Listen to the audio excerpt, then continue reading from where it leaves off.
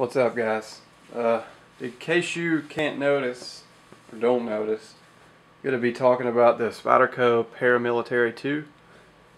And I hesitate to call this a review because it's not technically a review, and plus it seems like there's hundreds of thousands of reviews on this knife, which is kind of to be expected, especially with a knife that's this popular. And it's popular for good reason. It's an extremely good knife. And if I had to choose something that I would call the perfect EDC, really not even the perfect EDC, the perfect all-around pocket knife, I would choose the Paramilitary 2. And I think I would be in good company with that. A lot of people choose this as their favorite knife, or what they think would be the best all-around knife, and there's many reasons for that, and I probably won't cover them all here. I'll just really tell you what I like about it, and I'll try not to let it be extremely lengthy. This is all the flavors of the Para 2 that I own. I did have a black G10 satin plain blade, but I gave that away, and in my giveaway, of course, it's a giveaway, I'm going to give the knife away. I'm really redundant sometimes. I do have duplicates of each one of these. I'm just neurotic like that.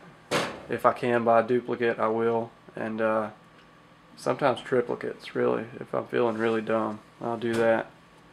If I put my left hand in here and you see this, it's because I cut myself earlier and it's bled through like 2 Band-Aids, so I decided to step it up to the gauze.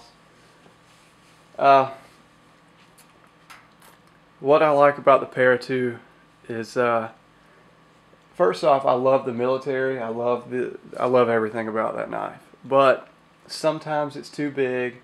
Sometimes you don't need that extra bit of blade length, and when you don't, these are extremely good to carry.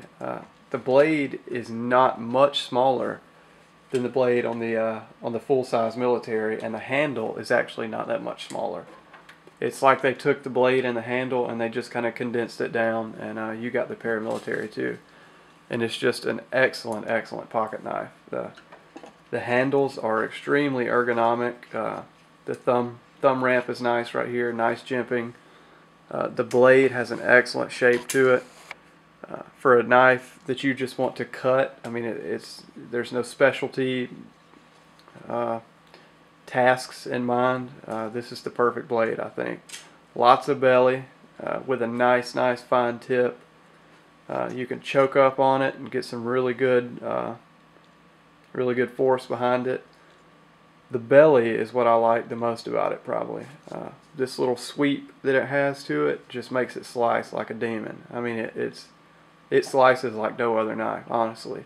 You just really have to try. I've tried a lot of knives. I've cut with a lot of knives, and I just keep coming back to the Paramilitary 2. So it does have a 4mm thick blade, I think. I think Spyderco might have quoted 3, but when you're looking at it side by side with a military that says it's 4, there is no difference in my eyes. I could be incorrect. I know they quote 3. You don't have to drop me a comment and tell me that. I know they quote 3 millimeters, I think. But there is actually no difference in blade thickness. So I don't know what's going on there.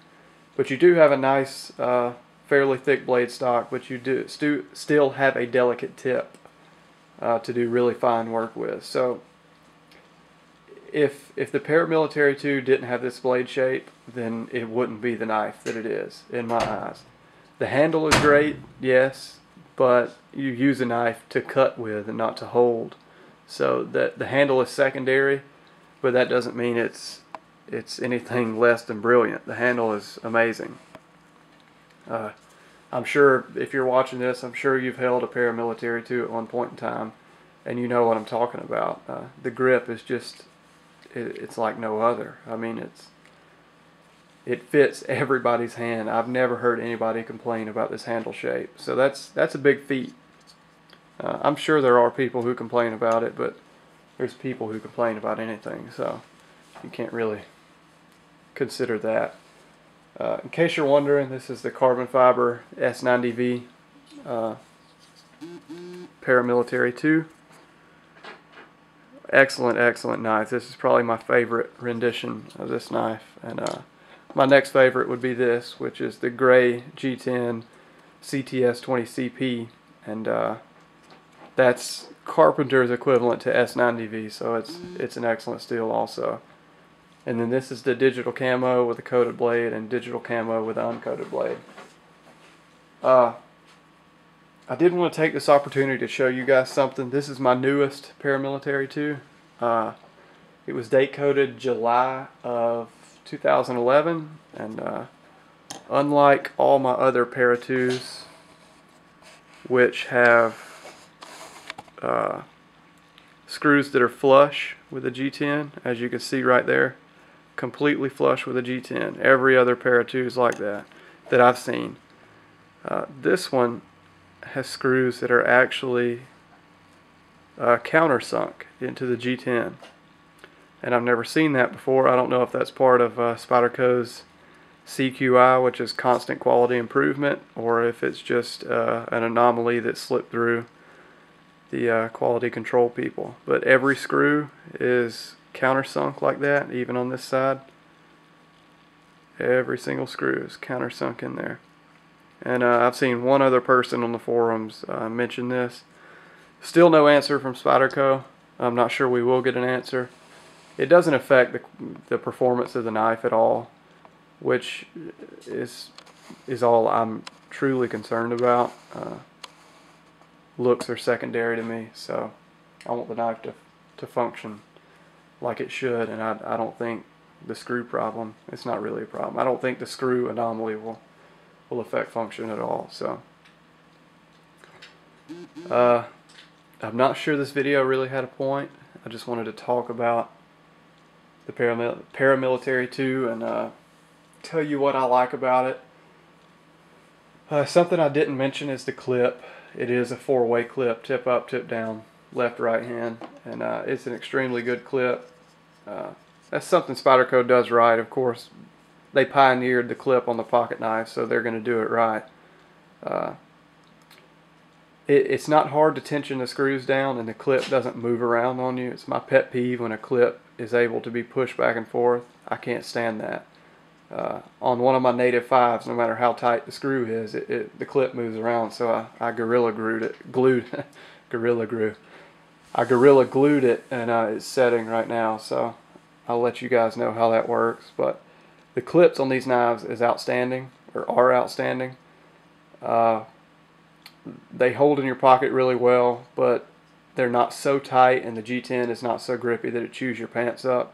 It's the perfect mid-ground between retention and ease of withdrawal, I guess. One of the features about this knife that really shines is the compression lock, and I'm not sure Spyderco has given exact pounds of force that it's able to withstand. I know they do those tests, but I'm not sure that they release the information. But needless to say, you're probably never going to get the compression lock to fail. It's an extremely strong lock, and it's also extremely easy to manipulate. Some people don't like frame locks or liner locks or back locks because they're hard to manipulate, and this is just, it's intuitive and it's extremely easy to unlock the knife. Even if it sticks a little bit, it eventually smooths up, unlike some titanium locks that I've had. So the lock is definitely just one of the reasons that this knife is such a great knife and it's so popular. It's really the sum of all parts. Of course, all the features alone would make any knife great, but all these great features packed into one knife really makes this knife a standout in the industry, and it's one reason that it is the reason it's so popular. It's such a widely accepted knife, and everybody seems to love it. So that's something that Spyderco is should really be proud of. I don't know, maybe in 10 years it'll be coveted like the Buck 110 is today. Just a classic design that everybody liked and everybody owned. And I think it'll just turn into something. It'll make knife history, I believe. I hope that this pattern is still manufactured 10 years from now. I would love, if I had children, I would love to give my child a paramilitary too and let him use it. So it's just an all-around great knife, and if you don't have one, then I don't know what you're doing. You should go out and get one. You should definitely try it because I'm sure you would love it. Even if you don't get one of the sprint runs, just get the S30V. S30V is an excellent steel. Excellent steel. And I actually have been carrying, I carry this most of the time, but I've been switching it up and carrying this S30V version just because I found a new love for S30V. So if you don't have one, definitely get it. If you don't like it, hell, I'll probably buy it off of you. So anyway, I thank you guys for watching. I know this video is probably kind of long just to talk about a knife that you've seen hundreds of reviews on, but maybe I brought a new twist to it. Thanks for watching, guys, and I'll see you next time.